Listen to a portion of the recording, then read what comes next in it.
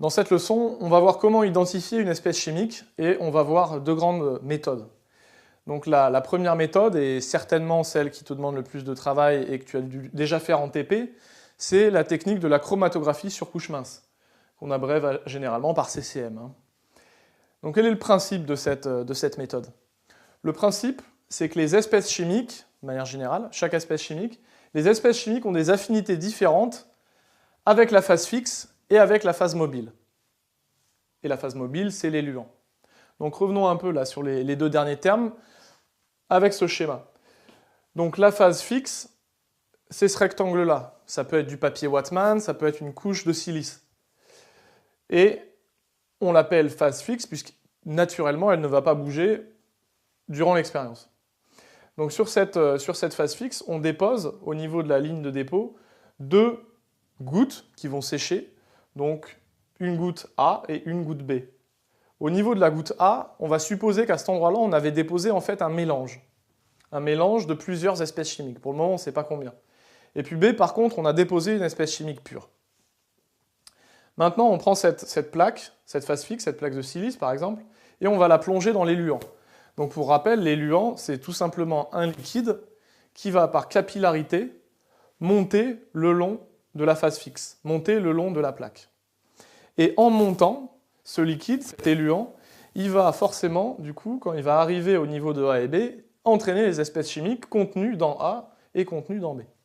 Donc c'est ce que je représente ici. En fait, il les a entraînées, et on voit même qu'il y a deux taches qui se sont détachées ici, et qu'ici, par contre, il n'y a qu'une seule tache qui est montée en bloc. Donc qu'est-ce qu'on peut constater directement? Eh bien que A, ici, en fait, contenait deux espèces chimiques différentes, alors que B, lui, était bien pur, effectivement, puisqu'il ne contient qu'une tache, donc une seule espèce chimique. Donc on a bouché ici le bassin dans lequel on a déposé à la fois au fond l'éluant et la phase fixe. On l'a bouché pour que les vapeurs de l'éluant restent à l'intérieur et favorisent de manière positive la montée de l'éluant.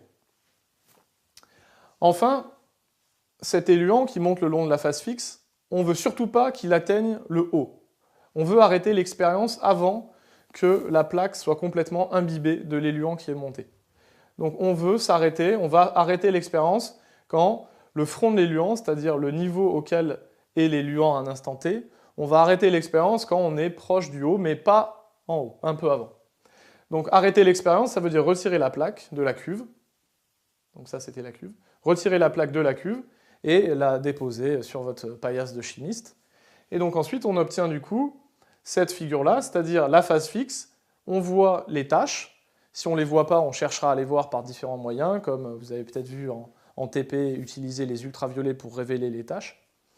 Et donc on se retrouve avec une ligne de base qui était la ligne où au départ on avait déposé A et B, le front de l'éluant, c'est-à-dire le niveau où l'éluant est arrivé à la fin de l'expérience, et les différentes tâches qu'on peut voir. Conclusion, qu'est-ce qui s'est passé? Eh bien, pour chaque espèce chimique, on obtient une tâche. Donc on voit qu'ici, on a deux espèces chimiques. Et pour chaque tâche, on va pouvoir calculer le rapport frontal, RF, rapport frontal, qui est défini comme étant le rapport de la distance qui a été parcourue par la tâche depuis la ligne de dépôt, divisé par la distance qu'a parcouru le front de l'éluant. Et ce rapport frontal, il est caractéristique de l'espèce chimique. C'est-à-dire que si par exemple tu mesures un rapport frontal pour cette tâche-là de 0,4, tu vas pouvoir prendre des tables qui vont te dire qu'à 0,4, eh bien normalement ça correspond à du paracétamol par exemple. Et donc tu pourras en déduire que cette tâche correspond à du paracétamol et donc tu viendras bien d'identifier une espèce chimique. Donc ça c'est la technique de chromatographie par couche mince. Après, on a d'autres grandeurs caractéristiques, d'autres méthodes qu'on peut utiliser pour identifier les espèces chimiques, et en particulier se baser sur les grandeurs caractéristiques d'une espèce chimique. On a vu dans une vidéo précédente qu'une espèce chimique peut être aussi définie par certaines grandeurs caractéristiques. Donc puisqu'elles lui sont caractéristiques, si on arrive à les mesurer, on devrait pouvoir retrouver de quelle espèce il s'agit. Et donc là, je t'en présente deux.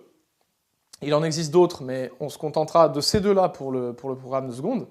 Donc la première, c'est la température de fusion, c'est-à-dire la température à laquelle l'espèce chimique va passer de l'état solide à l'état liquide.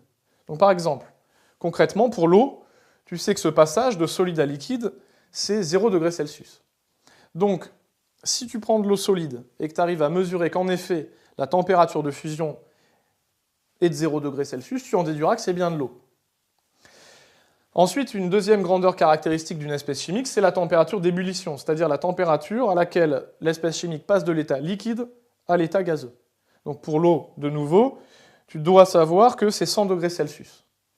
Donc de la même manière, si tu as un liquide transparent, mais au départ tu ne sais pas que c'est de l'eau, si tu mesures que la température d'ébullition est de 100 degrés Celsius, tu pourras en conclure que c'est bien de l'eau. Car la température de l'ébullition de l'eau est connue et doit valoir 100 degrés Celsius. Donc ce qu'il faut pour mesurer ces deux grandeurs, température d'ébullition, il va falloir par exemple un bécher et une plaque chauffante et un thermomètre. Et tu vas pouvoir mesurer la température d'ébullition. La température de fusion, tu as dû voir en TP qu'on fait ça avec un banc Koeffler. Donc le banc Koeffler, c'est une plaque de métal sur laquelle la température n'est pas la même en chaque point. Et donc en déplaçant le solide, on va pouvoir observer à un instant donné qui passe sous forme liquide, et on sait sur le banc Koeffler qu'à cet endroit-là, on était à telle température, donc tu pourras connaître la température de fusion. Donc voilà ici 3 méthodes pour identifier une espèce chimique. Donc la chromatographie, utiliser la température de fusion et utiliser la température d'ébullition.